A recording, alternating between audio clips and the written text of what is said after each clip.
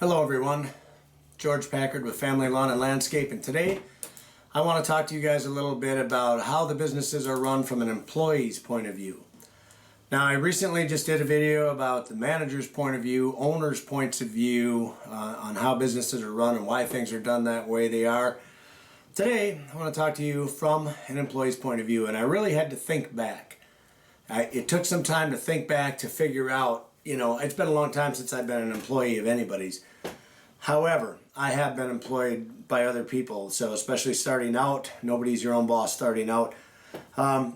Initially, I grew up on a dairy farm, so I worked there, and my father was the boss, and you did what he said or you got your ass beat, pretty much. So, I didn't ask why, I didn't care why. I was, that's my job. This is what you're supposed to do, this is what you do. You want the shit raked out from behind those cows? Don't ask why, you just get it done. Don't ask why your preacher needs that new car. Come to think of it, just don't ask. So anyway, that's completely off subject. Let's go back to what we were talking about. So, worked for my dad in the dairy farm, okay? So I had a boss. Like I said, us kids didn't ask why, we just did what we were supposed to do. Then, I worked for two different potato farmers, okay? Did that to make extra money and whatnot, because there wasn't a lot of money, farming where we were. So I worked for those guys. So I had bosses. And for them, one guy was a kind of a jackass of a boss, and he didn't explain much of anything, and the other guy couldn't be better to you. It was the coolest thing in the world. When dinner come around, he would take these potatoes, and we had this big furnace, it's in Wisconsin, so it's cold as shit, right? So we're inside this warehouse, potato warehouse working, and he would take these potatoes, and he would take a steel spike like this, and he would jam it into it, and I'd be sitting here, and he'd put it on that stove, and he'd do like 8 or 10 potatoes or whatever, enough for everybody. And then he would go and fix a lunch for you, and he brought it, and everything shut down at 12 o'clock on the head, and you ate lunch for 20 minutes to half an hour, joked around a little bit, everybody went back to work. He usually would go make some kind of meat for you or whatever, but he was an awesome boss. He was just an awesome guy, okay? He took the time to explain things. He didn't just bark out orders and say, do this, do this, do this. He took the time to explain, this is why we do this. This is why we stack the pallets or stack the potatoes on the pallets this way. And, that's why we don't do it the way you did it, because they fall off when you go to move them with a skid steer. Things of that nature, okay? Get the point. He was a good boss, and then there was an asshole boss. And the asshole boss never explained anything, was always chewing on your ass. You couldn't do anything right. But the guy was so busy, he didn't take the time to teach you anything, okay? That's a big difference. That's a huge thing. And I've come to find this out. And you'll find out throughout the video how I lead back to this, okay? So, that being said, then I went to a wood mill. I worked in a wood mill. So I was constantly taking these boards, and my only job was to take these boards and keep filling up all these bins for these guys, and they would put them through the sawmills and all that. Good job. I didn't need I didn't need to know why I was doing what I was doing.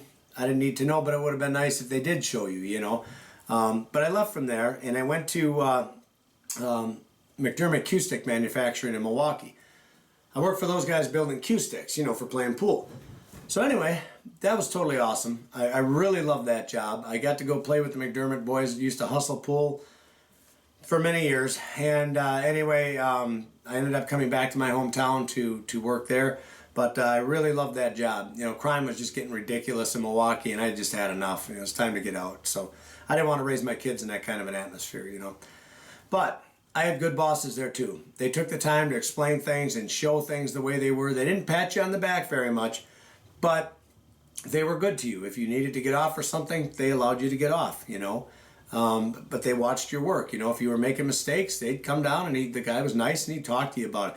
He didn't chew your ass. He didn't rip you to pieces. He just talked to you about it, and you were able to fix it because you respected that guy. Okay? I think that's a big part of this whole video, is to be about respecting each other. Okay? Follow along as this goes. So then I worked for L.W. Kennedy, which was a construction company. So we were building buildings. For example, the big Kmart's, okay? We were doing them all across the country. Well, then I ended up staying at the one in Anigo because they offered me a loss control manager's position at that store. So I was there for 13 years. But while I did the construction part of it, that taught me a lot of things. I mean, that taught me working with a lot of other people, and everybody had a trade: electricians, plumbers, carpenters, bricklayers, I mean, every drywallers, everybody was different, but you got to work amongst each other, and you learn how to fight with other guys, because that's what you do when you get in big commercial jobs. You're always fighting with each other over that crap. Their shit's in your way and vice versa. So then, but moving on, I got through with that. I went to, I was a loss control manager, and then I became a private detective also for 10 years. So I did that, and I learned from working with that guy. He was a good boss. He explained things to me. He did things the way that they were supposed to be done for the most part, and then one day things turned ugly, and he had me do something that wasn't good, and so I ended up quitting it. But again, all the different things I've done. Well, then I started into lawn care and landscaping, and I've been there ever since. So, and even beyond that, you know, with the vape shop that we run, so you know, a lot of different hats. And what the point I was getting at is that I've gone down a lot of different roads. Okay, so I'm trying to look at it from the employee's point of view. So here's how I look at it. When I work for those employers, I always wanted to be liked. I always wanted them to like me, and I wanted to like my boss, and I wanted to get along. So I always went the extra mile for them. A lot of times today, you don't see employees going the extra mile for their employers. And I think that's due in part probably because they just don't respect them much. I think because back when I worked for all these other people, when I found a good boss, I loved that boss, and I would do anything for him. Because he was a good guy, and he would do things for me, you know, and he would take the time to explain things to me. That made a very wonderful boss, in my opinion. So, excuse me, but I always wanted to please my bosses, you know, and I don't know in today's day and age what it is with other employees. Perhaps you guys can share this with me. Perhaps you can just say, look, this is why I don't go above and beyond.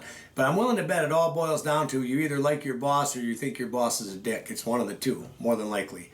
But leave me your comments on this and let me know, okay? So now, moving on. I had gotten involved with alcohol, cigarettes, things of that nature. I had friends that influenced me, and I made poor decisions. I would stay out drinking late at night, and I still had to work the next day. So then I was a piece of shit the next day because, you know, you can't work good when you're all hungover and everything. And I was just a hazard to have around or be around. And I couldn't understand it why my bosses would ride me all the time, and I took offense to it, and I was all upset because how could he, you know, why is he chewing my ass and this and that? Well, I was a worthless piece of shit because I stayed out and got drunk, okay?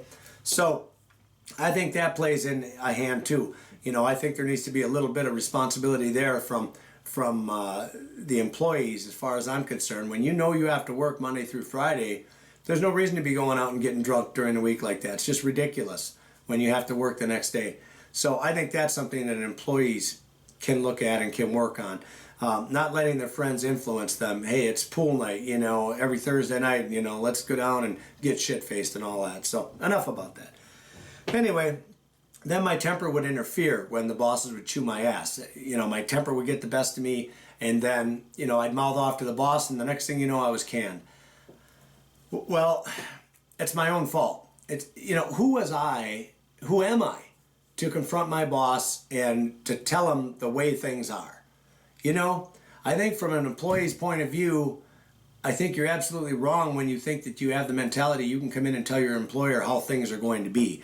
I just recently fired someone that was doing that in my company, that they didn't like the way we had set something up. They expressed their opinion. I explained to them why it was set up the way it is and the reasons, and I've explained it to them like a half a dozen times over the last 9 months. And finally, they just basically weren't a team player, and I just held on to them way too long, and I had to get rid of them because I couldn't get through to them. You know, I try to be a good boss. I try to explain why I'm doing something. I don't want to just say, grab that shovel and put that rock at a 45-degree angle. I don't want to tell someone to do that without giving them the explanation. I'm going to tell them we want it on a pitch like this because I want the rainwater to come down and hit it and wash off, okay? That's the long answer to it. But that's employees appreciate that a lot more than just put that rock at this degree angle, right up, all the way around the building, get moving. You know, if you explain it to them why you do it, it makes a lot more sense, and they're more appreciative, I think, because you take the time to explain why things are the way they are. And you will also find out, I think, the more you explain to your employees, the easier it is for them to understand. And then pretty soon they know not even to question, because they're like, George has an answer for all this stuff. There's a reason why he does things this way, and all of a sudden they feel comfortable asking you, hey, George, why do we do it this way instead of this way? That's great. That's good communication between you and your employees. So you could teach them and educate them, and then the next time when they're out on the job and they're trying to show someone how to do it, well, put the rock like this, that 45-degree angle. Why? I don't know why. I never knew why. Just do it. Well, they don't say that because you taught them. They do know why. So they can pass that on and so on and so forth. All right, so anyway, my temper would interfere. It cost me jobs. It was my own fault, 100%. You got to learn to shut your mouth. In my case, I made the mistake of mouthing off because I thought I was right. In one case, I was very hungover when I did it. That's when you really think you're right about everything. And truly, I didn't know shit, at that point, to be honest with you. So, all right, moving on. I never really looked at it from my boss's point of view. I never did. I was always, it's all about me. And you as employees, it is all about you, because that's all you can think about. All you can think about is what's right in front of your face, So, me as a boss, for example, I have many things to think about. I have you to think about. I have the business to think about. I have my family to think about. Paying the bills. I mean, the list goes on and on. It's just miles of stuff I have to think about. But for you, it's more narrowed down. You don't have a lot of the headaches that we have, but it's still, your focus is on you. And for whatever reason, everyone seems to think, and I would like people to share with me why they all think they're worth $15 an hour, when they don't know shit. But yet everybody's worth $15 an hour. That's a joke to me. So maybe share your insights on that, why you think that is that way, because I just don't see that. I think a lot of times people get themselves so far in debt that's part of it, that, hey, I've got a brand new car I've got to pay for, I got a brand new truck I got to pay for, we have house payments, I got to make $15 an hour, we just can't pay our bills. Well, whose fault was it to begin with that you got into that situation? That was your fault, because you shouldn't have bought those new vehicles. You should have got cheap used vehicles and started running those instead. Maybe you should have just rented for a while until you saved up some money. So that kind of comes back on you too. There's some responsibility there, you guys. You can't just step into a field and think you're worth $15, $20 an hour when you don't know shit. Okay? All right. That being said, try to learn more about the companies that you work for. I think you're going to be way happier if you, for example, if you work for me, you're going to be way happier if you do ask questions and you say, hey, George, why do we do it this way? Because then I can communicate to you why. I sometimes may take for granted, or look, don't worry about why I do it this way, just get it done. That was my old way of thinking, and I've since learned, hey, I need to communicate better. I'd like to explain it to them why I do it this way so that they grasp that understanding, okay? And they're more appreciative of it. So you as an employee, ask questions, find out what you don't know. Find out why it's done this way. I can't stand it. It was the same back in the day when I was an employee, that everybody would bitch and piss and moan about why things were this way and that way, because of course we all knew better, and we didn't. We really didn't know, and we didn't ask the questions to find out either. So it's a twofold problem. To me, bosses need to explain and employees need to ask questions.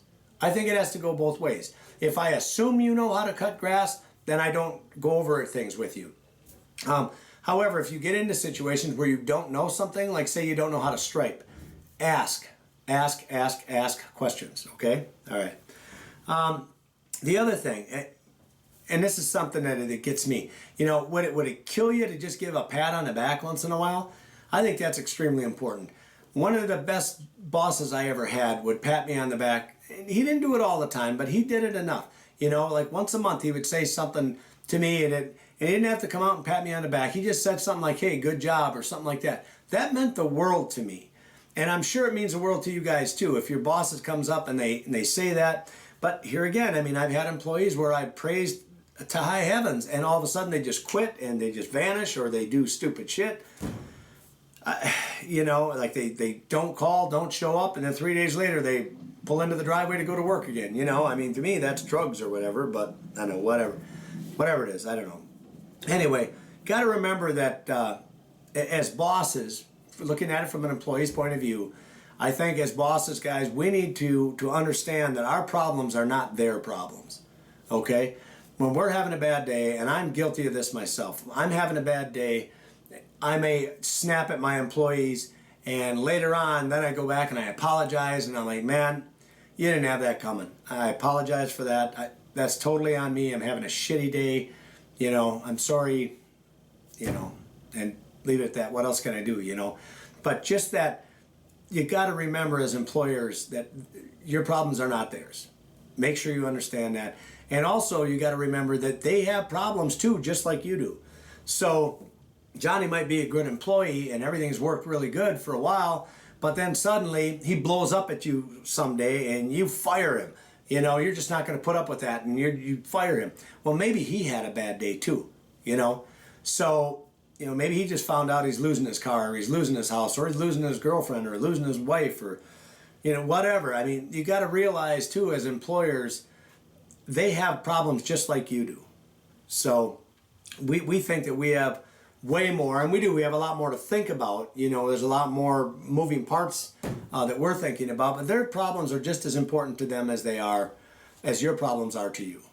Okay? So keep that in mind. If they are having a bad day, I remember when I had an employee that just had a shitty attitude, and I was going to just explode on him because I was just geared for it myself. And I'm like, you know what? I'm just going to go talk to him once. I sat and I talked to him for 5 minutes, and when we were done, he was smiling, we were laughing. He turned out to be a great employee, and he worked out just fine, and he was a good employee. I didn't want to lose him, but he had an attitude. And I, after we talked and joked around, I told him, I said, man, we just can't have attitudes. You know, we got to work together, and, you know, when you're having a bad day, remember, I have them too, so let's just work together best we can. So it worked out really well, okay?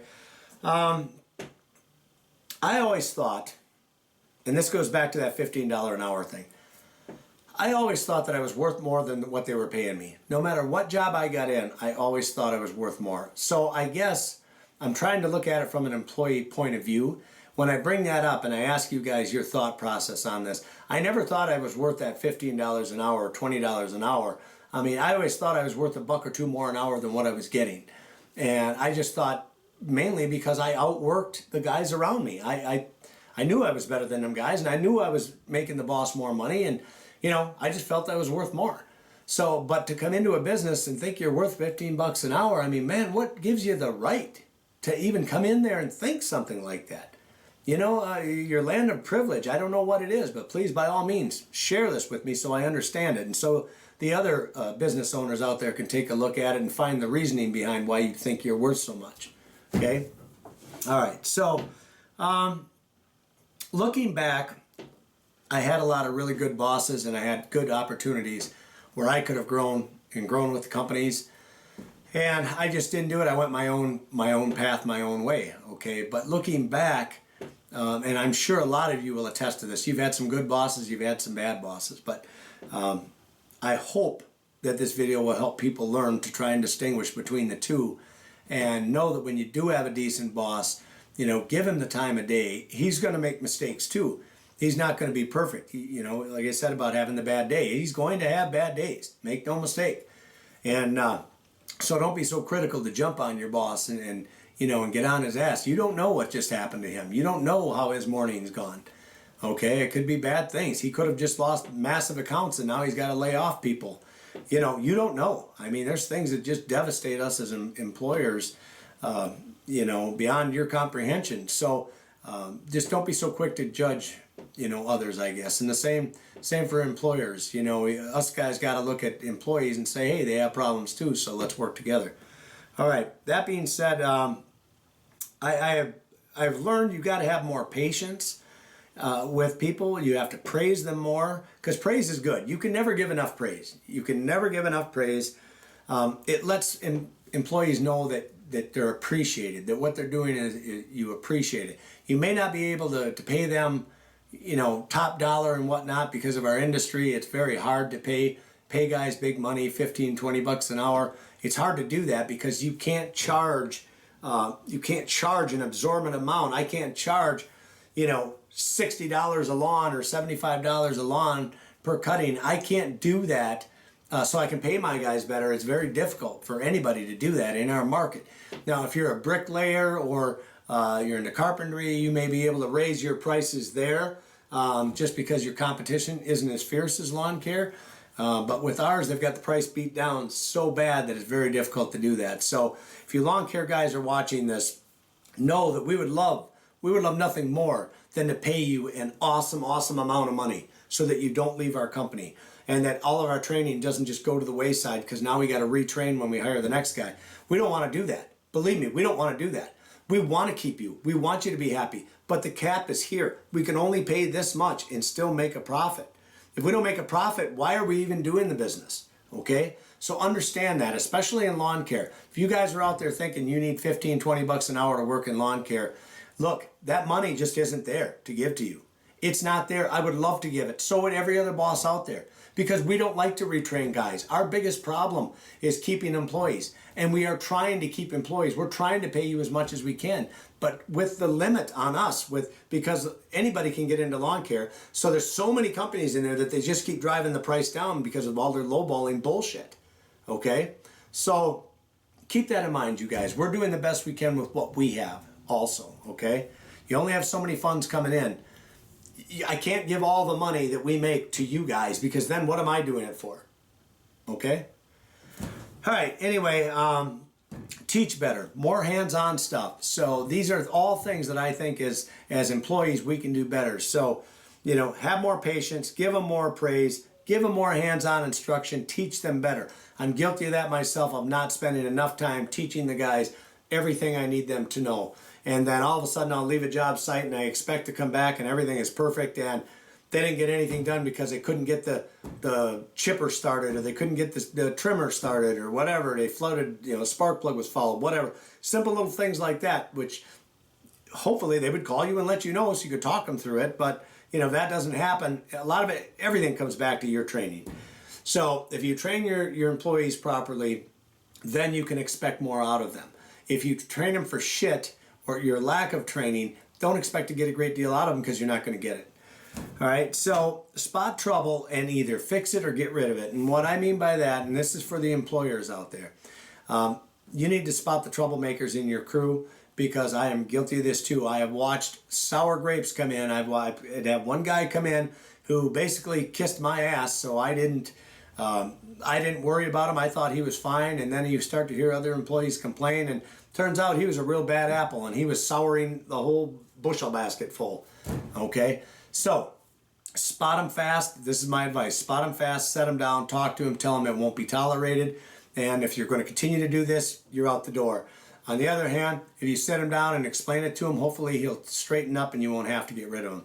So, employees, if you're not happy at your job, try to get happy. Go talk to your boss. Explain what the problem is, explain what's making you unhappy, and see if you can get it fixed. You may not like, and I hate this, I hate guys that come to work and they don't say anything and they're working, you got two guys in a truck, one guy's a complete dick, and this is the new guy you hired, and all of a sudden you get this training in and he's starting to get up to this level, and all of a sudden he quits, and then I'll call him up and say, hey, what happened? Why did you quit? Well, I just can't take so-and-so because he's always bitching at me, and plus he's doing drugs in the truck, and he's this, and he's that, and, you know, it's like, God damn it. If you guys would just talk to us and tell us these things, we as employers could attack those things and make them better. But if we don't know there's a problem, we have no opportunity to fix it. So the street goes both ways, you guys. It's up to us to try and teach you the best we can how to do your job and what we expect from you. And at the same time, if you have questions or you have problems working with other employees, you got to let us know about it. Because again, I can't fix it if I don't know it's broke. Okay? All right, let's see. I guess in the end, we all have to work together.